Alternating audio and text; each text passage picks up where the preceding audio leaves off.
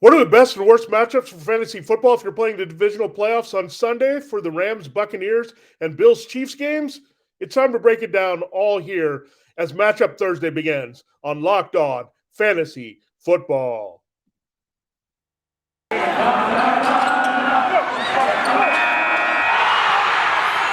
are Locked On Fantasy, your daily NFL fantasy podcast.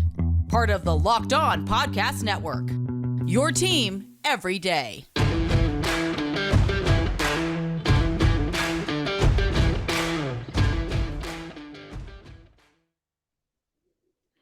Greetings, everyone, and welcome to another edition of the Locked On Fantasy Football Podcast. As usual, I'm your host, Vinnie Iyer, and when I'm not doing this, I'm writing about NFL and fantasy football for sportingnews.com. We're taking you into divisional playoff weekend. We already broke down in depth for you here on Locked On Fantasy Football the two Saturday games between the Bengals and Titans and 49ers and Packers. So big games there in the AFC and AFC.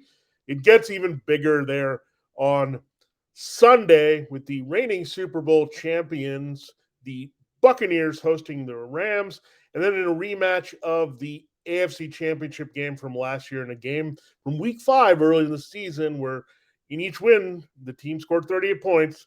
It's the Chiefs and Bills. The Chiefs, of course, the back-to-back AFC champions here, trying to make it 3 straight. They got to win a couple more games, and the Bills certainly will be hard. So 2 intense games here. The games on Saturday, the favorites were pretty comfortable there. I did take the Bengals to win that game against the Titans. You can see why there if you watch and listen to the show there on Matchup Wednesday. And I thought the Packers, things are kind of trending toward them here at home. But these lines are very thin here, razor thin going to these matchups. And really, I've had trouble assessing both games here. I think that's how tight they are. It could come down to 1 or 2 moments in these games. And that's what playoff football is, right? It's exciting. It comes down to the wire. It's a bit unpredictable. And there are also always some unsung heroes there.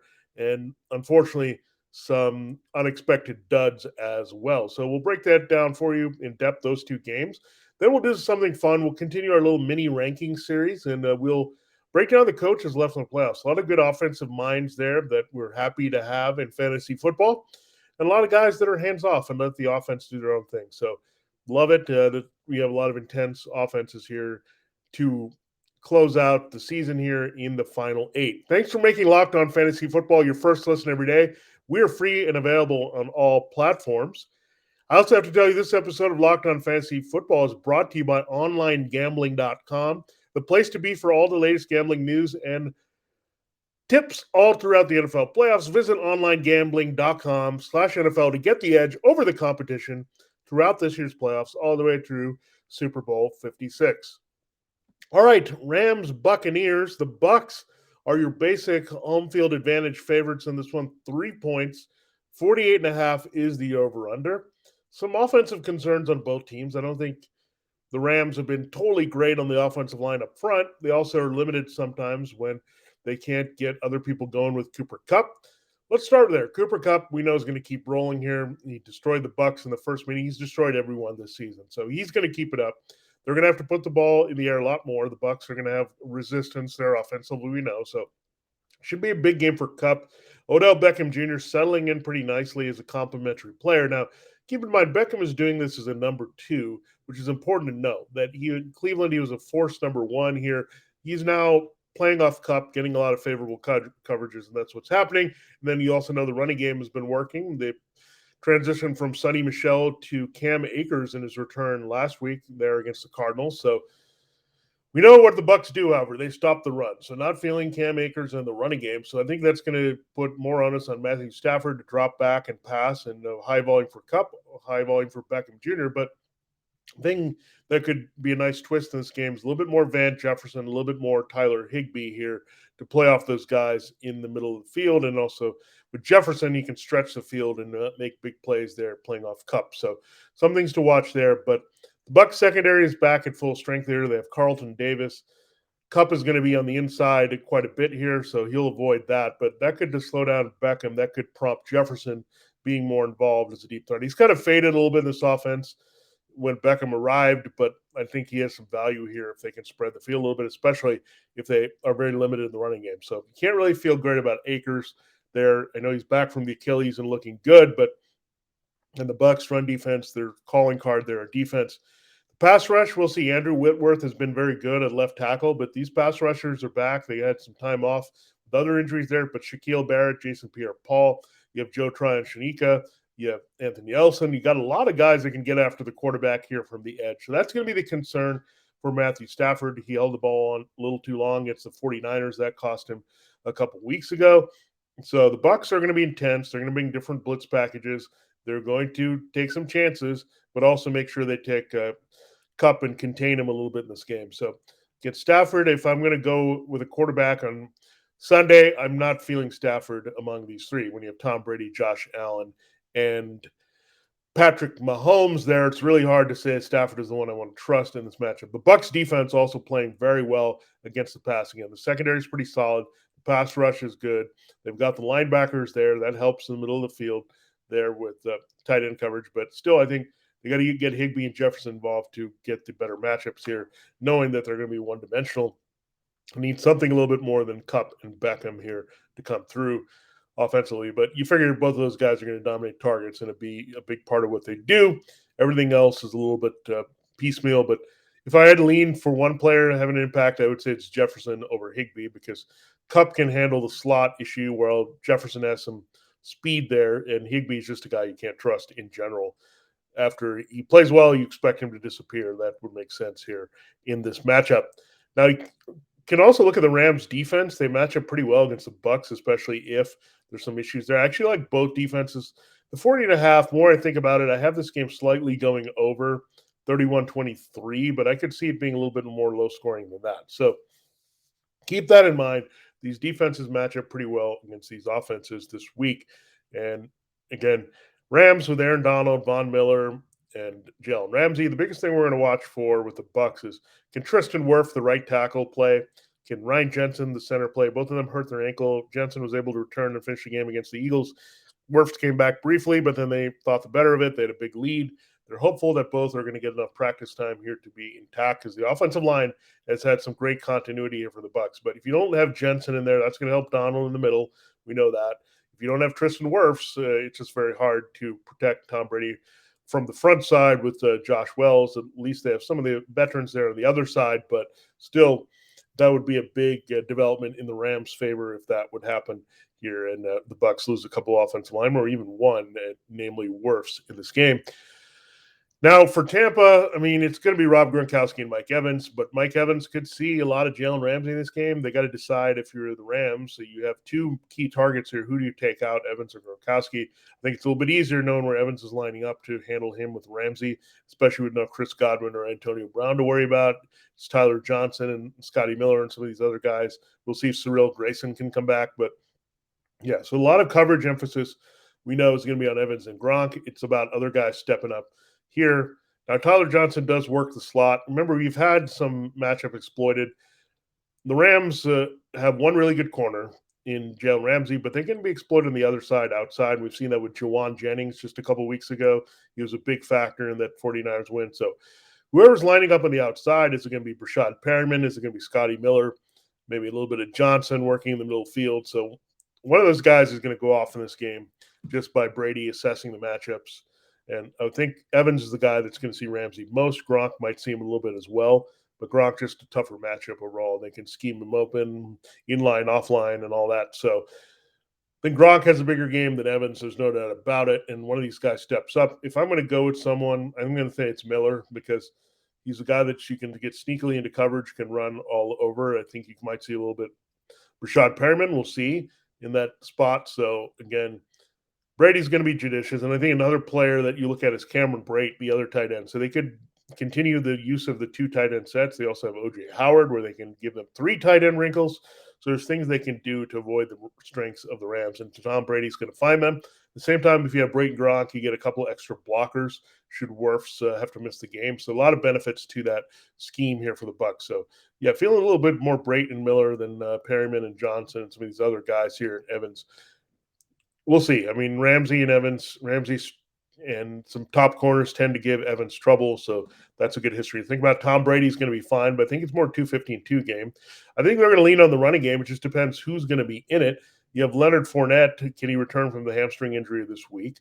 We know Keyshawn Vaughn looked pretty good last week. So did Giovanni Bernard. And the Rams do struggle at times to cover backs to the backfield, so that could be the way they do it here. The Bucs is an extension of the running game. So Bernard would have another big role should Fournette miss. Otherwise, Fournette would see a key receiving role to help pad his stats in this one. So, again, I'm liking the Bucs to win. They're a really good home team. The Rams have been a pretty good road team as well, but the Bucs only lost that one game to the Saints where they got shut out. I think they remember that well. Brady's not going to let that happen again. Matthew Stafford, hard to trust. Again, two pretty good defenses on the field trying to force mistakes off pressure. And again, Brady should handle a little bit more here. If they can contain Donald on the inside, that's going to be key. Jensen and Ali Marpet and the guys they have up front can contain Donald and get Wirfs to seal down the edge with Donovan Smith. You're looking really good here for Brady to feel more comfortable here all game long than Stafford. All right, we will break down the Bills-Chiefs game. That is our best quarterback matchup on the board this weekend for sure between Josh Allen and Patrick Mahomes. So looking forward to breaking that down for you. We told you at the top that this episode is brought to you by OnlineGambling.com. Divisional round upsets are something we always watch, and mine, I've told you, it's the Bengals beating the Titans. That was my challenge set forth by OnlineGambling.com. I always have one there that I like to pick, so that's the one for sure. It's Bengals over Titans. Joe Burrow, one of the best quarterbacks left in the bracket over Ryan Tannehill. So I'm going with that on Saturday. So the first game, right off the bat, an upset, and we're going to be an upset alert for these two games as well with the Rams, Buccaneers, and Bills, Chiefs. OnlineGambling.com have picked their own upsets as well, which can be found in the OG Tips article on the website. Go check it out there at OnlineGambling.com. We're all looking for an edge these days, and I'd like to thank OnlineGambling.com for sponsoring today's podcast. If you don't know already, OnlineGambling.com is a website dedicated to giving bettors the edge throughout the playoffs. They're providing you with the best NFL tips, news, and more to help you make your bets as informed as ever. So go check it out right now. This week, the experts on OnlineGambling.com have set up, again, that challenge with the divisional round upset here. So all takes are welcome here to break down the game, whatever you like. But again, I told you why Bengals and Joe Burrow is where I'm going this week there for OnlineGambling.com. If you're thinking about backing an underdog in the divisional rounds, make sure you head to OnlineGambling.com before you do. OnlineGambling.com gives bettors the edge by providing the best and most trusted information to help you make the best decision possible before placing a bet. That includes their OG tips section. So check it out where you can see their own underdog picks as well as inside track on how to beat the odds all the way through the NFL playoffs. Make sure you visit OnlineGambling.com/NFL for all the latest gambling news, tips, and information to beat the odds and give you the edge there all the way until the playoffs are done in the NFL. Remember, OnlineGambling.com/NFL to make the most of this year's playoffs. Bills Chiefs is the game that we're going to be breaking down here for you, the last of the divisional round, and this is going to be fun. I can't wait. The spread has dropped to 1.5 points. The Chiefs razor thin here again. We talked about these spreads. Chiefs have lost their home field advantage. Don't even get the 3 points here. Essentially a pick'em game with Buffalo. Buffalo did win in Kansas City in week 5, as we mentioned, 38-20, but the Chiefs handled them 38-24 easily in the AFC Championship game last year. So a couple 38-point winners in this series for the last two. They split. The Chiefs want to make it another trip to the AFC Championship game. Let's start with the Bills. Josh Allen's on fire. There's not much the Chiefs can do to slow him down. His game against the Patriots, what did it resemble? His game against the Chiefs. So he's picking up where he left off there against the Chiefs, feeling it. He's red hot. Josh Allen like a freight train. Stephon Diggs locked in here with a great matchup. Gabriel Davis staying hot as a touchdown scorer. Dawson Knox being a big factor. The Chiefs struggle against the tight end because of their linebacker and safety coverage issues. So starting we got in the Bills and Devin Singletary running things out. He's just been a force here, consistently running the ball well and scoring touchdowns here to complement Allen. So, y'all, the main principal Bills are good. I wouldn't extend Emmanuel Sanders and Cole Beasley. I would also avoid the Bills' defense here if you're playing DFS, but I do like the Bills to be able to move the ball, and that's why you have the 54.5. It's going to be back and forth affair, and it's only 1.5. So we know it's going to be pretty tight, high-scoring shootout overall here between these two teams. So Bills, again, don't go crazy in putting in Bills, but Davis is a good value there. Like, you can get them in volume. Diggs is going to see a lot of targets as well as Knox and Singletary. So these guys are like the new triplets for Josh Allen that are going to get it done for him. So Buffalo, I think it's going to be pretty good here. I think the question mark for the Chiefs is going to slow down the run. So I think Singletary and Knox are going to have some big roles here. Chiefs have actually been playing better against the pass of late. They have Chris Jones and Frank Clark, pretty good inside-outside combination to contain things in the downfield passing game. So that's why I think you'll see Knox and Diggs get open underneath quite a bit, and a few checkdowns here to Singletary versus Josh Allen is forcing it downfield. He'll also take off and run, and that's going to pad his stats once again here in this divisional round. Now for the Chiefs, you got Patrick Mahomes. He had 400 yards passing. Both of these guys had 5 touchdowns in the wildcard round. So something may not need to give here. I think it could be back and forth. So Allen, I could see 4 touchdowns in the books overall with his legs and 3 through the air. I see Mahomes putting up another 3 to 4 here in this game. So it's going to go back and forth. It's going to be a lot of fun. The Chiefs are a little bit better in their third down situation, so they might move the ball a little bit better. The red zone is something to watch as well. That's going to be key points there, so you don't have to bring on Harrison Butker or Tyler Bass in this game. So the Chiefs, again, they got Patrick Mahomes going. You got Travis Kelce locked in. The Bills have been pretty good against tight end when Matt Milano plays, and which he's doing here. But Kelce can get going here after a nice warm-up there in the wild card round, and Tyreek Hill got going as well. Now, a big difference from the Bills' first matchup against the Chiefs, they had Tre'Davious White, who was very good in coverage, forced a fumble in that game. He's not there. Still pretty good corners there, and Teron Johnson has been pretty much working the slot, and Levi Wallace, but I don't think anyone can slow down Tyreek Hill the same way in this game without White. So I think Hill has a big game, building off what he did last week. There, if you're going to look at another receiver, I wouldn't go too deep, but Byron Pringle would be the person behind Hill and Kelce that you examine here. For the Chiefs and their passing game, he's been the most consistent and most impactful here. Now, the backfield is interesting. Clyde Edwards-Helaire is practicing at full here with the shoulder injury. Darrell Williams looks like he may miss another game or not be available here. So they got to decide. Jerick McKinnon was so dynamic against the Steelers last week. He just got it done. He was just all over the field, catching passes, making big plays. And he was a guy that they can't totally ignore. It's funny because Edwards-Helaire was kind of drafted for that. We talked about it, that he was a very good pass catcher at LSU.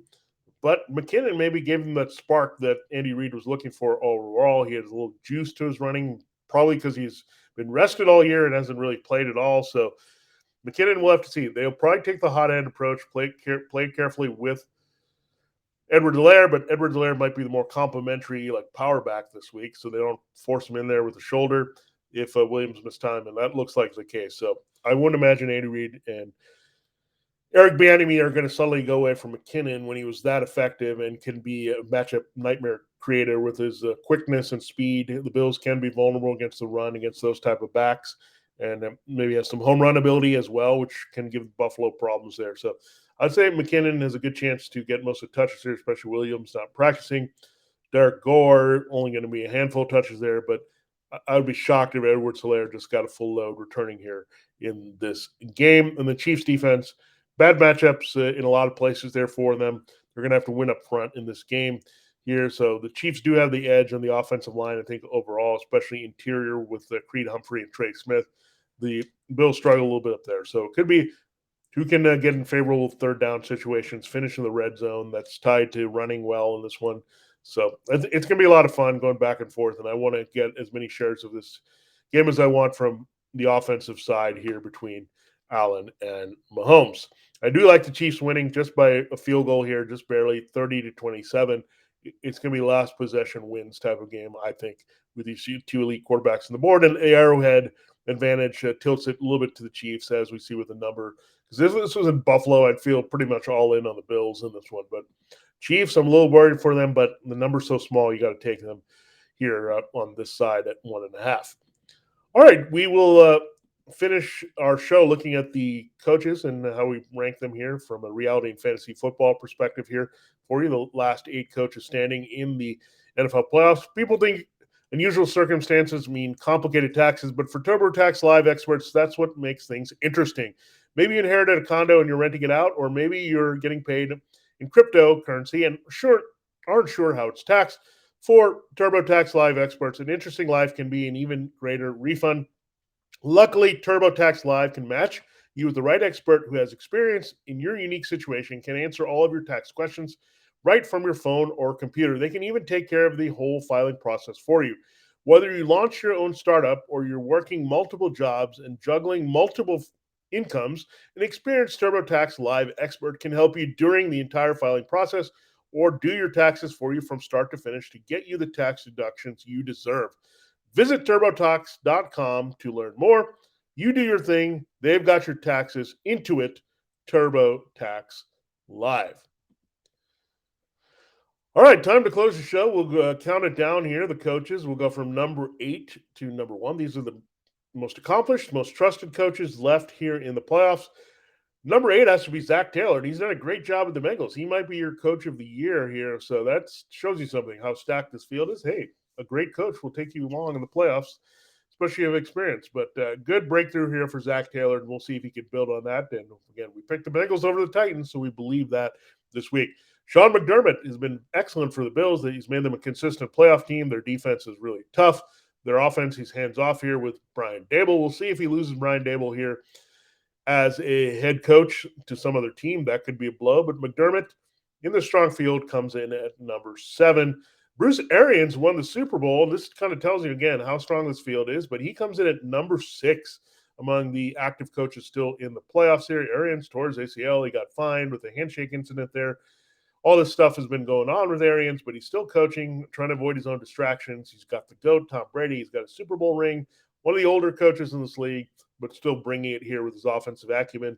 One day you figure he's going to just hand the team off here to Byron Leftwich if Leftwich doesn't get a job elsewhere. But 2 great coordinators there. Leftwich, good connection he's had as the protege for Arians. And then the other side, Arians is a good team up there with Todd Bowles in the defense. So part of it is having coordinators, and these guys have them for sure. You have McDermott with Leslie Frazier and Brian Daboll looking for jobs, and Arians here. Leftwich and Bowles should get a little bit more consideration as we go forward. We go to the Rams next. Sean McVay comes in 4th. Yeah, Sean McVay, we see him as a genius, but he's still got to put up a Super Bowl here to really feel comfortable about it. But I think he's been more out-coached in the regular season by some other similar type offensive-minded coaches there. So that's something I think about. But McVay is pretty solid here. So given they're the 4 seed and they're playing a 2 seed this week, McVay is going to give that Rams team an opportunity. I think they're doing as much as they can just by being here. I know they're a very talented team. They've got a lot of good marquee players and very good schemes here, but Sean McVay, good to bump up here. And I think it was a nice little adjustment there with the defense. Raheem Morris, they've really played well on that side of the ball for the Rams. With the personnel losses, that was a concern, but through Donald and Ramsey and Miller, they've gotten it done there with Morris. Number 3, Kyle Shanahan beat Sean McVay twice. That's why his team is in the playoffs. They've owned the Rams of late as the 49ers have been healthy. So Shanahan has been to the Super Bowl. I think he did a great job to rally his 49ers team really from a dark place there with injuries and question marks. And they all of a sudden just dominated the second half, got in the playoffs here, get the playoff win. They pull off the upset there as a lower seed, as a number 6 against the Cowboys. So Kyle Shanahan looking really good. The only thing missing is that Super Bowl ring there. And we know his father, Mike Shanahan, won a couple with the Broncos. So good coaching tree when you have your dad who's really good, and a lot of the schemes and things he does well is in play. Then we have Matt Laflore. This guy has pulled off now 3 consecutive 13-win seasons. The only thing missing is a Super Bowl appearance and NFC Championship.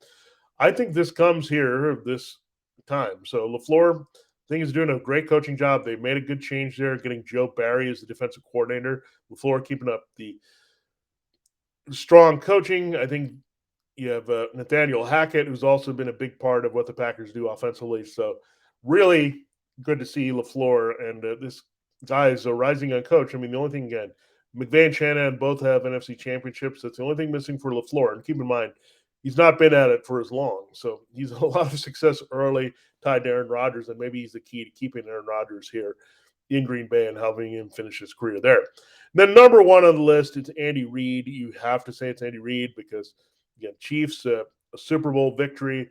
He's got a lot of other wins, regular season domination. The Chiefs are the powerhouse in the AFC West. He's been to 2 other Super Bowls, one with the Eagles, one with the Chiefs. We know last year is the runners-up to the Buccaneers. So Andy Reid is a man. He's one of the older coaches here in the league. We talked about Arians as well. But you look at the list here. I mean, you have Mike Vrabel coming in between McVay and Arians. So that shows you how intense it is here that Vrabel is a pretty good coach, and he's overachieving with the Titans, but he's down there at number 5 between McVay, who took his team to the Super Bowl, and Arians, who won a Super Bowl, and then Reid all the way up here. Reid is the man, and I think he'll do this for a little while longer, but I think he's getting close to retirement, and he's a no-brainer. Hall of Famer for all the great work he's done. Offensive mind, overall organized coach, and a very good motivator. So here we go, back from 8 to number 1, Zach Taylor of the Bengals, Sean McDermott of the Bills, Bruce Arians of the Buccaneers. Mike Vrabel comes in at number 5 with the Titans, Sean McVay at number 4, Kyle Shanahan at 3, Matt Laflore at number 2, and Andy Reid at number 1. So that should point to say I want a Chiefs-Packers Super Bowl. I think that would probably play out in the right way we're looking for, but there's some party crashers for sure, including the 49ers and Rams and Titans there can ruin this here for what's going on in the divisional round. Thanks for making Locked On Fantasy Football your first listen every day. Now make your second listen Locked On Bets, your daily one-stop shop for all gambling needs. Locked On Bets, hosted by your boy Q, with expert analysis and insight from Lee Starling. It's free and available, just like this show on all platforms. Don't forget, we'll have a show on Friday. We took Monday off, but we're going to close this week strong, looking at DFS for both the Saturday and Sunday slate. So we'll do that specifically, whether going 2 games, single game, how to navigate through that as we close things, and the injury updates you need to know going into the weekend if there's something else you need to figure out for fantasy football. But for this episode of Locked On Fantasy Football, this matchup Thursday, breaking down the Sunday divisional playoff games, this has been Vinnie Iyer. Have a great day, and we'll see you tomorrow.